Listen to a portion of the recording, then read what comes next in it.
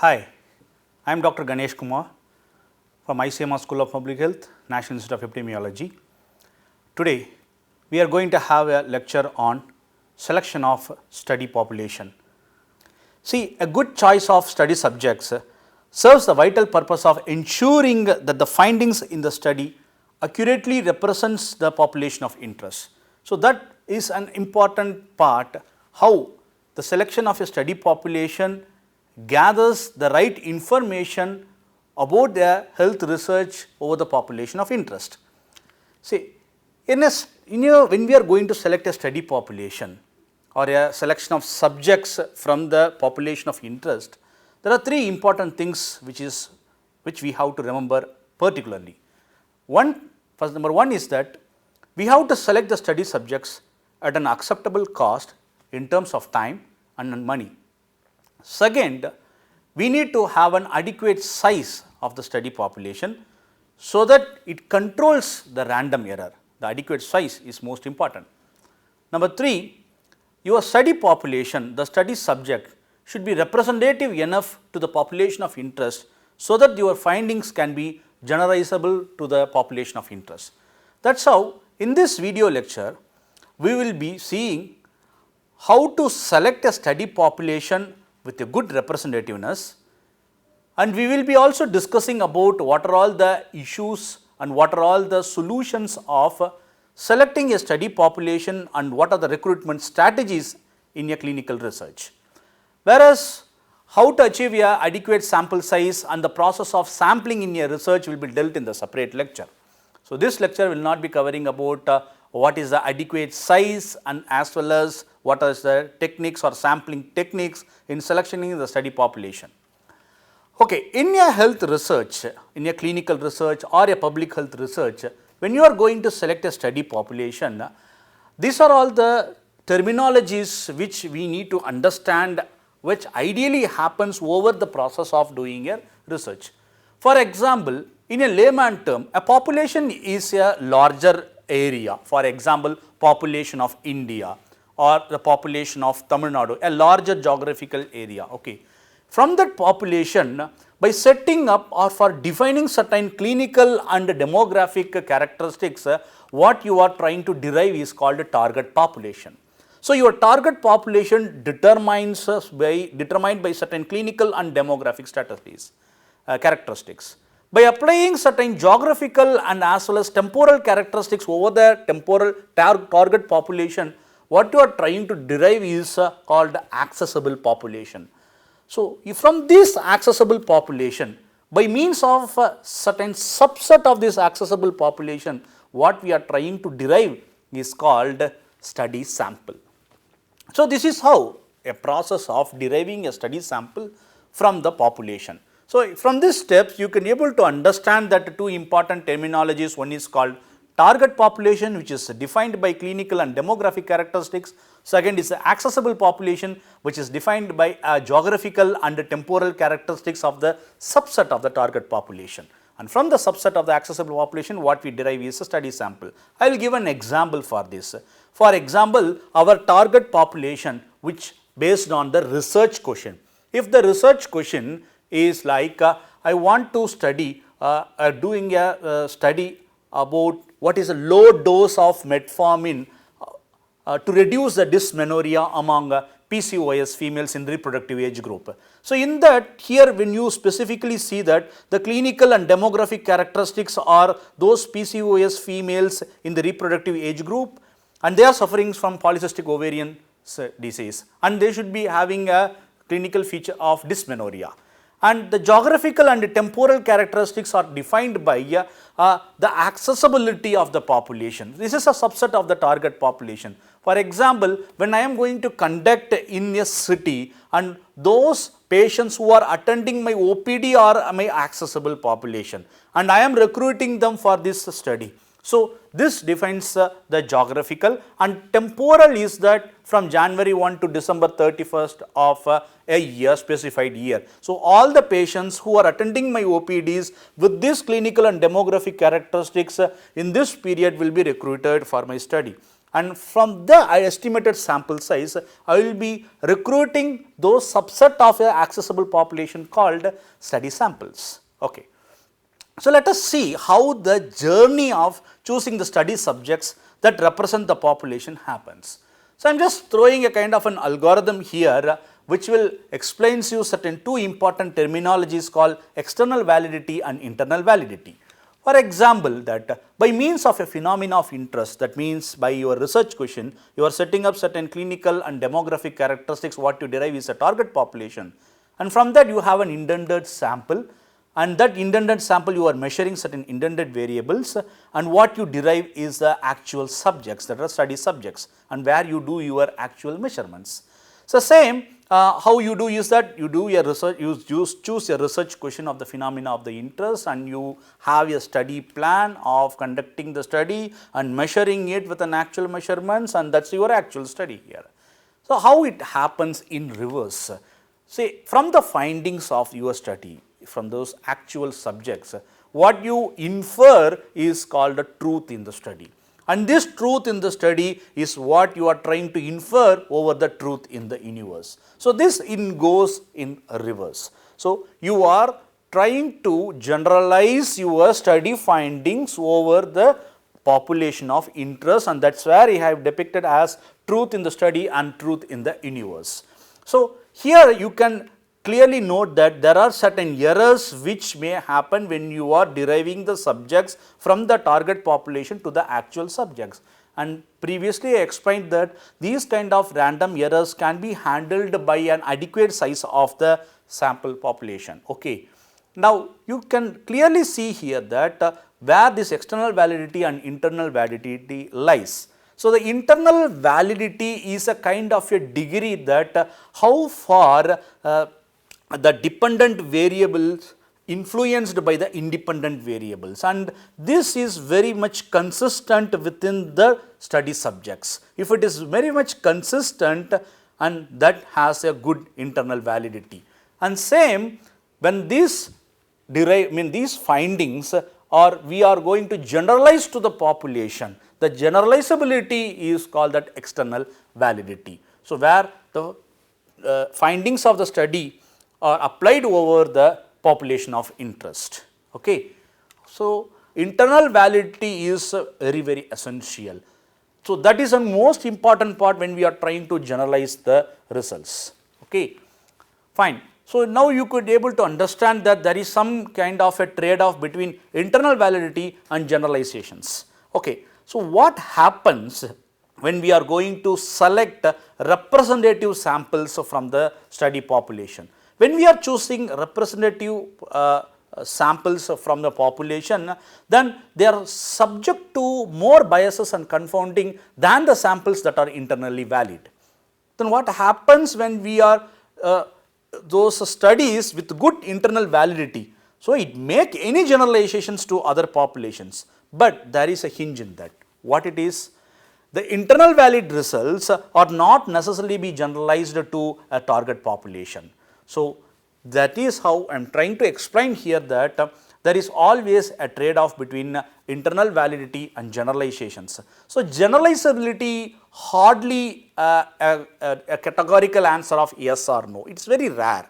It has many trade offs. It is a kind of a mix where scientific and practical decisions has been taken when we are choosing the study subjects and when we are going to infer the study findings and applicable to the population of interest.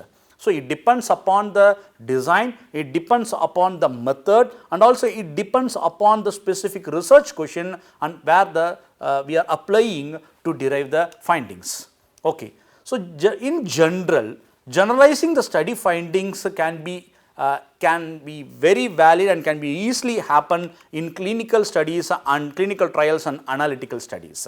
So, generalizable of these study findings are very common. So, very popular example is a Framingham cohort study. So, in the Framingham cohort study, what they have selected is from the individuals from a county called Framingham. Okay. From that, when they are selecting it, whether the findings whichever the findings of the study can be generalizable to the whole population of United States of America?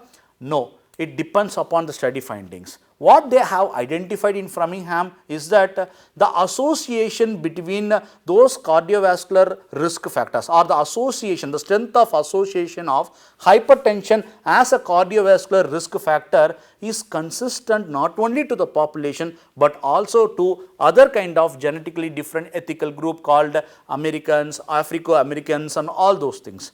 Whereas when we are trying to generalize certain other findings, the prevalence of hypertension which is identified in this Framingham study may not be generalizable to other ethnicity.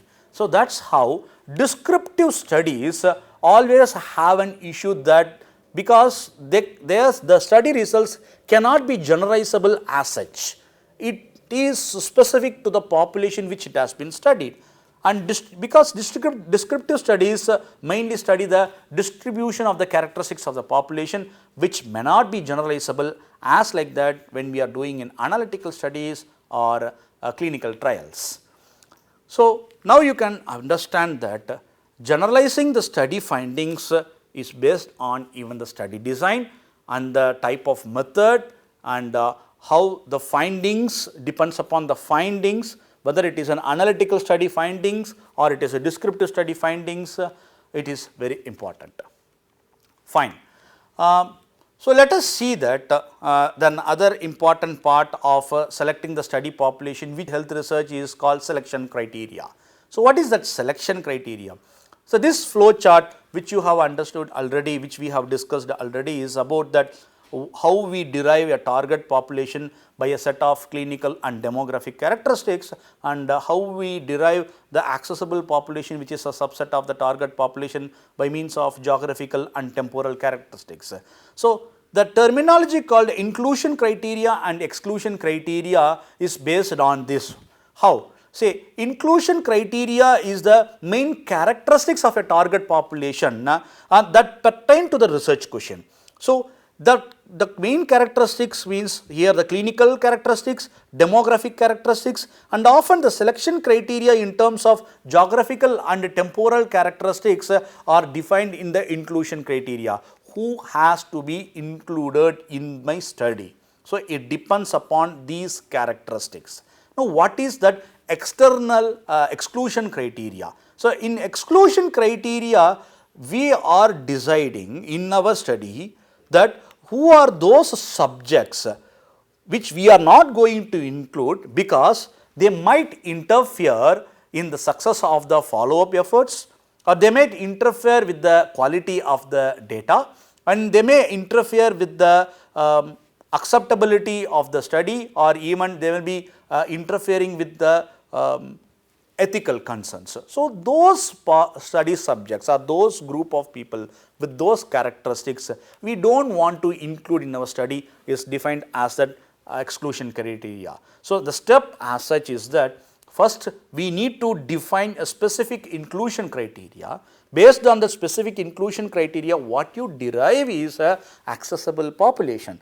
And by means of an exclusion criteria, you are neglecting or you are avoiding to include certain individuals, so that what we are trying to derive is a subset of a accessible population called study samples with an estimated sample size in it. So more in that inclusion criteria and exclusion criteria, here I am giving an example what we have discussed already. Say the study designing a selection criteria, say for a clinical trial of low dose metformin to reduce dysmenorrhea in females with a polycystic ovary. Okay. Here let us see how we can fix up our inclusion and exclusion criteria. So the inclusion criteria, as we discussed already, that the main characteristics of the population, those who have to be included in my study, okay, which is relevant to the research question and which will be very efficient to the study. Okay. So here demographic characteristics, I will include females in the reproductive age group of 15 to 44 years. Yes, it defines that particularly, and the clinical characteristics are those reproductive age group females with polycystic ovary and suffering from dysmenorrhea. And the geographical characteristic means patients attending the OPD of the hospital where the study is going on in the particular region.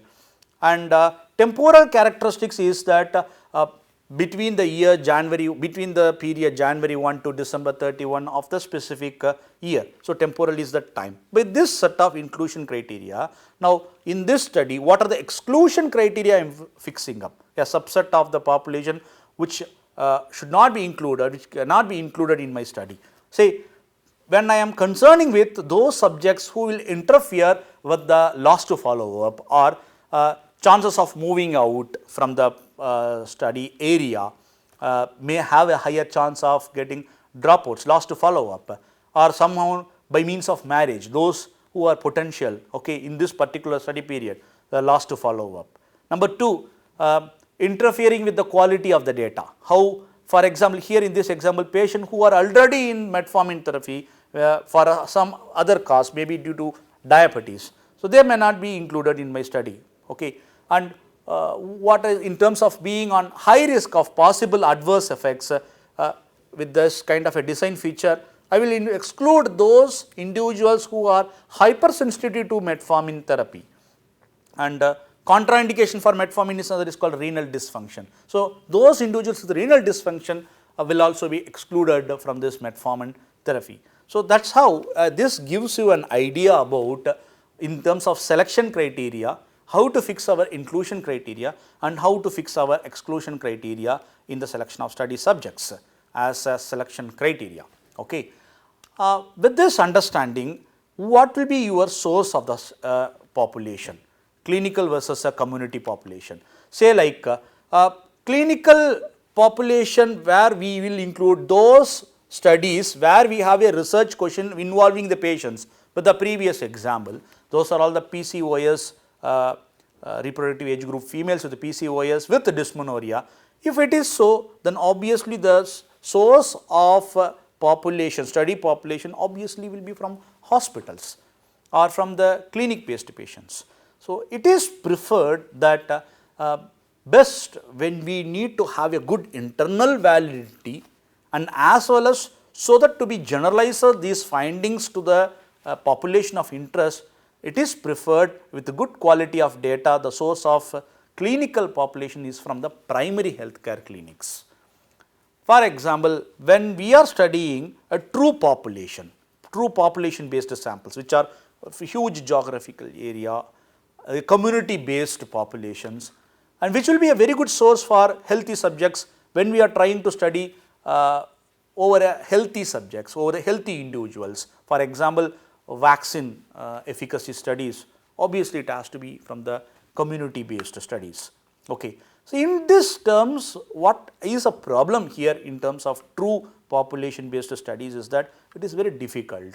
House to house of enumeration have a more difficulty of including them, and getting the study subjects within the specific time period is another difficulty, and it is very expensive to recruit also. But in terms of deriving a good public health and clinical decisions among the community, then obviously population based samples has to be done, which I have given the example called vaccine efficacy studies. So, what will be your source of population depends purely upon your research question. Okay. So, let us see what are the different recruitment strategies and what has to be considered when we are doing the recruitment of study subjects in your study. So, what is that recruitment basically? Most important factor whenever we are going to recruit the study subject is that feasibility, because feasibility is an important factor when we are to consider to choose those accessible population and when we are trying to do a sampling procedure.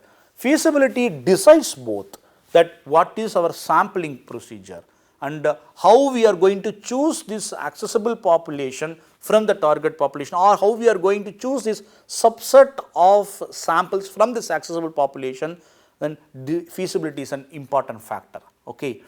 And there are two important goals in terms of recruitment. What are the goals of the recruitment? Number one goal is that the subject should be adequately representing the target population, okay, because you are trying to select a subset of a target population by means of geographical and temporal characteristics with predefined clinical and demographic characteristics. So, these subjects should adequately represent it. Whatever the kind of findings you are trying to infer and apply is over this target population. And second important goal is that there should be enough subjects to meet the sample size requirement, because previously we discussed that it should have an adequate size to counter the errors, the random error generated in this study. So, that adequate size should be there. That is the two important goals. Okay.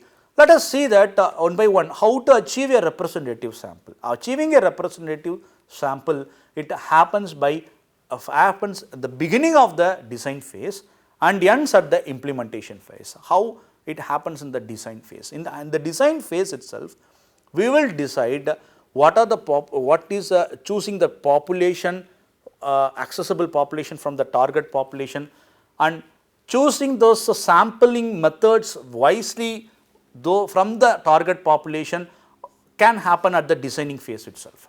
Whereas in implementation phase, how it ends, that number one is that when you are trying to guard the errors by applying certain criteria over a period of time. Okay. That means you have this selection criteria. By means of selection criteria, what you can do in the implementation phase is that you can achieve this representative sample and you can exclude those individuals who cannot give a consistent or representative findings to the study.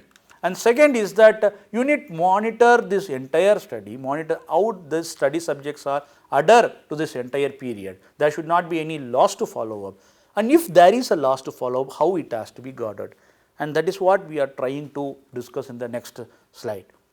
So, as a overall, what you can see is that when you are achieving a representative sample, it should begin at the design phase and it ends in the implementation phase. Okay.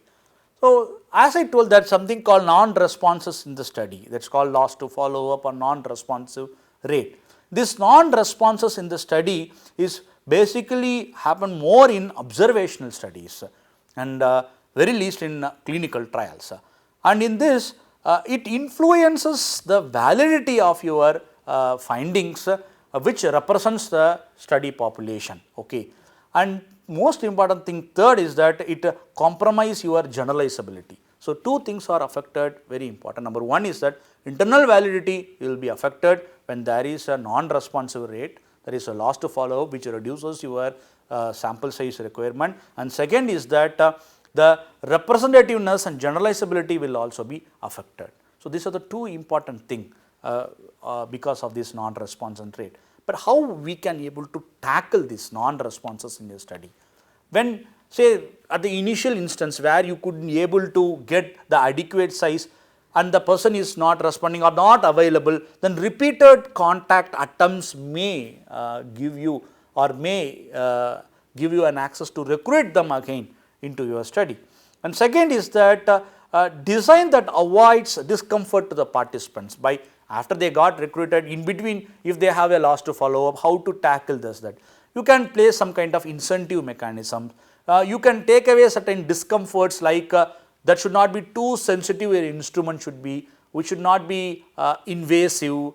So, you can try to not disturbing in your other technique in the study or methodology in the study, you can still think of designing certain study instruments which has to be in the local language of them, which it has to be understandable, and those interviewers should talk in their local language to the participant. So, the bilingual staff with the translated questionnaire may reduce the discomfort of the study subjects. So, by these kind of a mechanisms where we could be able to tackle of recruiting this adequate samples at the beginning itself, and as well as where we could be able to tackle to stop them loss to follow up while the study is going on.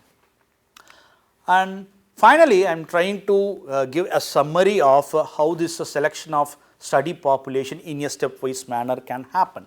So, in the first step, what happens is that we define a target population by a specific set of inclusion criteria by means of clinical, demographic, geographical and temporal characteristics.